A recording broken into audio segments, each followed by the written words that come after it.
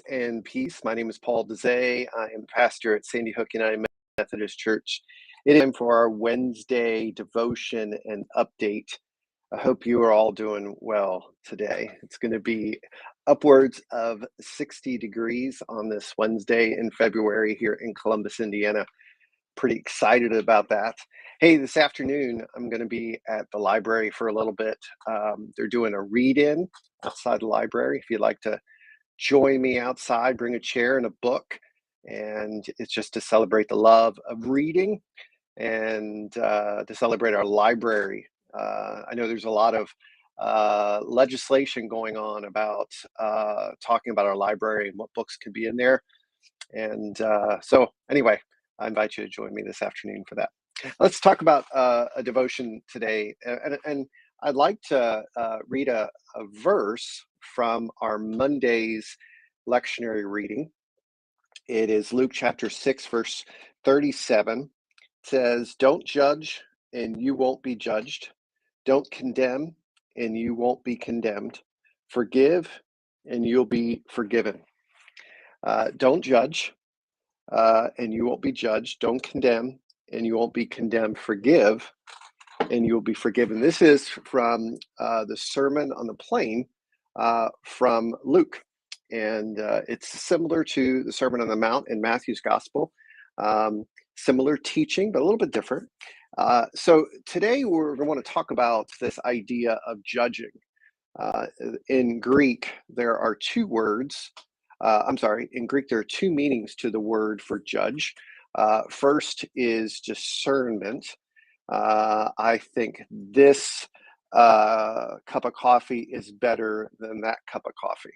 I like Luca B's better than Starbucks or whatever, right? I discern this car is better than that car. Discernment is something that God gives us to be able to choose what is the wiser of two options. Discern, right? The other word or meaning for the word in Greek is this idea of judge as superior, having superiority over another to determine somebody's value or worth, right? As a judge sits in the courtroom to determine the value of that particular person's case against the evidence. So we have two different ideas for this word judge. Now, Jesus encourages us through the scriptures, actually the entire Bible encourages us to discern. Discernment is good. Judging is bad. Judging is this condemning someone or attributing less value to someone based on the color of their skin or their actions, etc. And so that's the reason why we're told not to judge. Everyone's created in the image of God, right? Everyone's created, and there is no one person is more valuable than the other in God's eyes. And so when we judge them, when we condemn somebody, as this passage talks about, we are reducing the value in that particular person. We're reducing the value in our eyes to that person, even though they're created in the image of God, right? Came across this quote by Greg Boyd, one of my favorite authors. He says, "You can't love and judge at the same time. It's impossible to ascribe unsurpassable worth to others when you're using others to ascribe worth to yourself." And oftentimes that's exactly what happens is we make ourselves feel better by judging someone else. We ascribe ourselves more worth because we're um, uh, better than the other person. Our behaviors are better, our morals are better, our political viewpoints are better than the other person. So we ascribe more worth to ourselves. We devalue someone else. When we condemn another, we are declaring they have no worth. They do not matter to us or God. This impulse to judge is often a way of elevating ourselves by devaluing another. Yeah.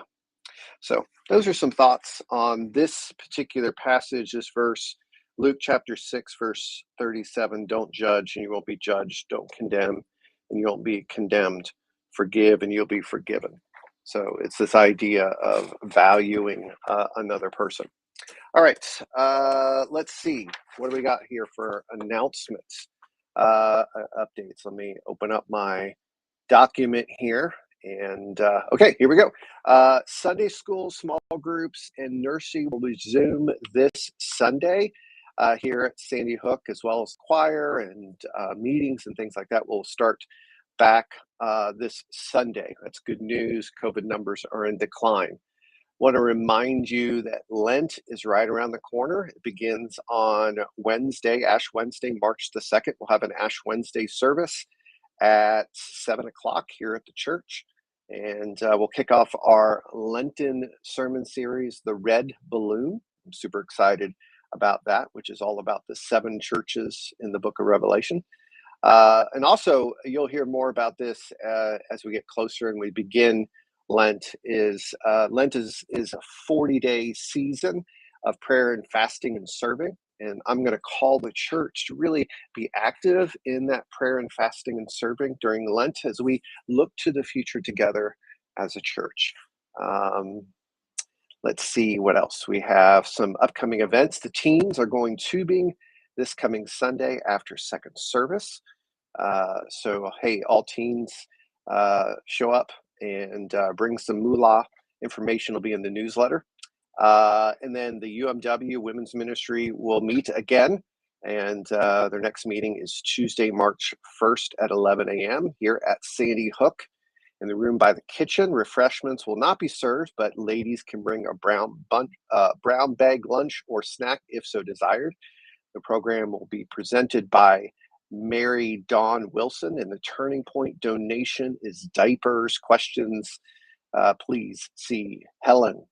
And then Easter will be here. It's in April this year. And if you would like to be baptized, or if you have a child that would like to be baptized on Easter Sunday is a great day for baptisms. Or if you would like to join the church as a member, please see me. We're going to have membership and baptism classes during the Lenten season. Sometime we'll coordinate that based on your schedules. So if you'd like to be baptized or join the church on Easter Sunday this year, it'd be great. I'd love that to happen. Please let me know, and we'll get that all scheduled. That's all the announcements and updates that I have for you. Don't forget, Revelation is tonight at 6:30. So we will be talking about the 4 horsemen of the apocalypse as we begin to open the 7 seals. So chapter 6 will be tonight.